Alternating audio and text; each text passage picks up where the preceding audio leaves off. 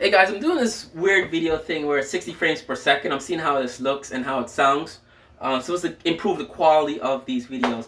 So yesterday I did a video on the Israel-Palestine conflict. And I always knew it was about land and territory, but I researched it before doing this video. To strip all my emotions. I have no emotional attachment to anything over there. I do have friends from both sides of the conflict that support both sides of the conflict. And me, I don't have any emotional attachment to the conflict itself, but I wanted to break it down because I see a lot of nonsense spread out there on social media, blaming Joe Biden for this whole thing, or making it political or even religious, like Christians or Judaism against Islam. It's none of those things. It's not political. It's not, well, an American perspective, an American concept of it. It's not religion. It's not a religious war.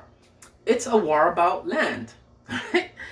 And you could have, in the past, there have been accords and peace treaties to calm it down, but it has, when you look at it, it has nothing really to do with Americans, right?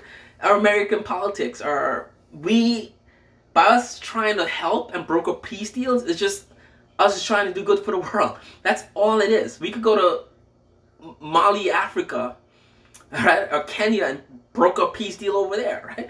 Wherever there's a conflict in the world, that's all it is.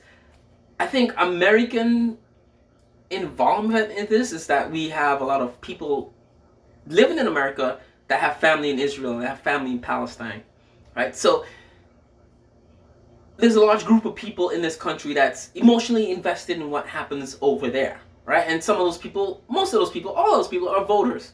That's why American politics comes in there and try to make it pretty. It's not going to be pretty. The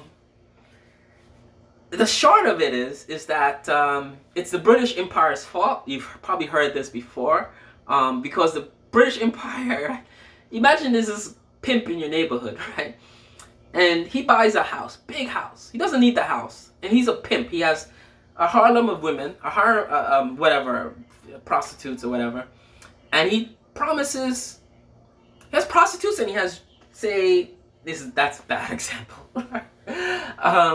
Let's keep it. You have a pimp, right? And he has children. He bought a big house and he promised all the girls in his family the house because he doesn't need it anymore. He's moving away from town. And then his sons, he said, well, you guys could come stay here for a while, but then you could do whatever, right? Pimp leaves, disappears, and then you have the sons and the daughters living in the house. Big house, so they all start in their own families. And the sons now feel like, you know what, we need an extra bedroom. We need the upstairs bedroom. We need an upstairs bedroom. So they just go there and they start like raising kids in that upstairs bedroom that the daughters might have been using, right? And then the sons are like, well, our dad said we could use whatever, it's for us to use, you're not using it, let us use it, or whatever. So the daughter's like, no, we need that because we've been in there, that's where we are, right? And the son's like, nah, we're gonna take it. And then they go to war, the sons win, and the sons get the bedroom, right? Decade later, 10 years go by, right? The sons now maybe have grandchildren, right? They need another room. But the daughter's got like those two rooms over there, and the daughters are over there, but we need this room in the middle. So the son's like, nah, we're gonna take this room for our grandchildren. We need this room for them. And the daughter's like, well, we're granddaughters are gonna, we need that room too. So they go to war again, and the sons win the war and take that room. Now, the daughters of the pimp, are scattered all over the house. They have some over there and some over there. And to pass through the house, they have to make sure and get permission to go through the different parts of the house, but they all share in this house. The daughters feel the house is their house because they've been there before the sons came, and the dad told them to live there and stay there and do whatever. And the sons said, our dad's told us it's our house too, right? And the pimp is long gone. He doesn't really care. But then you have the neighbors, right? The neighbors, which just represents America. They look over, they see all the fighting. They're like, you know what? We have our own kids over here. It's really loud. We don't want any fighting. We don't want like a house fire to break out or the house to like just come down with itself. So we're going to help you guys just settle down, right? And the neighbors next door in America, we come over and we like, yeah, okay. We leave, and then they start fighting the minute we leave, right? And then we come back, and then things settle down, we leave, and they start fighting again, right? Now maybe it might be a spoon and a counter, maybe kitchen space, maybe bathrooms. The sons need like 2 bathrooms, but the daughters, And that's literally what this war is, right? It's not religion, it's not politics. To some degree, it's not. But it's initially over land, right? And I said in my last video, now you know what the conflict is about. It's not Islam versus Judaism or Christianity, right? In fact, there's a lot of Christian people living in both Israel and Palestine. But now we know what this war is about, right? If Israel wants, well, I don't know what the end game is. I'm not Israeli. I don't know what they want as a nation in terms of the region. Geographically, I'm not sure what the end game is geographically for Israel. I do understand the end game or the goals or the needs of the Palestinian people, though, right? When you look at this conflict, it's really easy to see the needs of one side, and it's also easy to see the military power of the other side, right? The needs of the Palestinian people is just to get land that's theirs and theirs alone, right? Without any. It's not leased, it's not rented, it's their land, that's their country, right? And they want that for themselves, right? Israel doesn't recognize Palestine as a country, and by them not recognizing Palestine as a country, they feel the same way the sons of the pimp might not recognize the daughters of the pimp as his daughters, right? That's not your dad. Your dad is someone else, right? So we could do what we want to do. That's kind of how it is. Israel doesn't recognize Palestine as a country. So they feel it's rightfully theirs to do whatever and take whatever land they want to take. And Palestine is just renting space for right now until we need that space. And for me, outside, that's how it looks from everything I've read and studied in the last few days. In college, I did 2 papers on Israel, the beginnings of Israel's, and Golda Meir. I did a 20-page grad paper on Golda Meir. Beautiful woman, wonderful lady, strong woman. Stronger than me. When I looked at her, I actually based one of my characters on her character. One of my science fiction story. I based my lead character on Golda Meir. But what's happened now?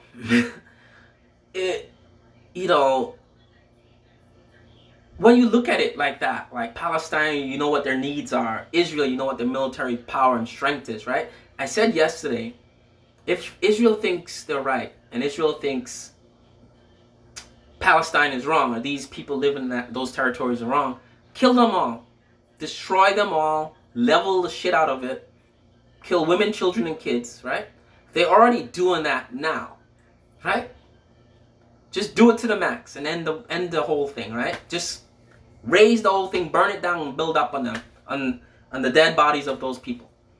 That's what I would do, right? If I was passionate about my nation state or my homeland, right? And I saw other people living on what I think is my land. It's what mentally, if you think about it, not mentally, just do that. You have the military might, just do that. But they can't. And honestly, I won't do that. I'm not evil. Not that, I'm saying it's evil. Well, it's evil to kill women and children over land, over territory, on a planet the size of Earth, right? But why don't they just do that and end the whole thing? I'm tired of turning on my TV and seeing Israeli-Palestine conflict. Israel, you have the military power to just kill everyone and end it, take over the land. You want the land, just go and do it, right? And then deal with the consequences of doing that, right? BBC had someone from Israel asking him exactly what I'm saying. Just end it. You guys could go in there and destroy Hamas, destroy the military sites. Just do it. And he said, he actually thought about it. He's like, yeah, we can't do that, right? And I asked in my end of my video, why can't you? Why can't you? If I have a gun and you have a knife and we're fighting every day, at some point you're gonna die, right? Because I have the advantage, right? Even if I have something for you, or you feel like you need, you will die because of the simple physics of me having a bigger weapon and you don't have the weapon I have.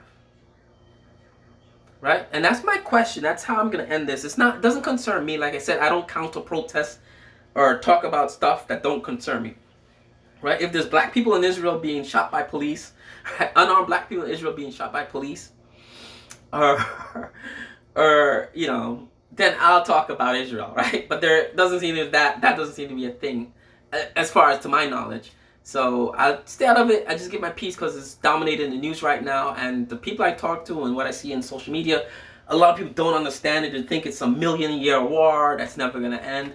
It could end tomorrow, right? If Israel use all the military force at once, and then with everyone dead in Palestine, they'll have to deal with the consequences, right?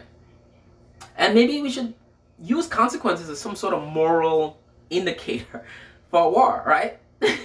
If you want to go to war with someone, you have to think about it. If we kill every one of those people, can we live with that? What does that mean about us? What does that say about our character if we go over there and we're already killing them today? But if you just I'm tired, let's kill every one of them. Right? Maybe we should use the outcomes of wars, right? The possible outcomes of wars for reasons to not start a war and try to talk things out first, right? If someone's attacking me with a knife and I have a gun, I'm gonna say, you know what? I got a gun. I'm gonna shoot you to death I'm gonna shoot you dead if you come at me with the knife, right? And I could live with that consequence because in my mental state, I'm defending myself. I'm stationary. I'm not attacking them. I'm defending myself, right?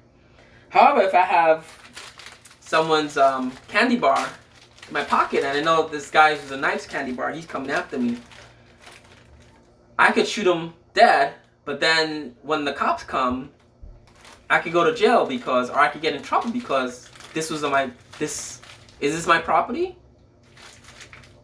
It belongs to the person I just killed.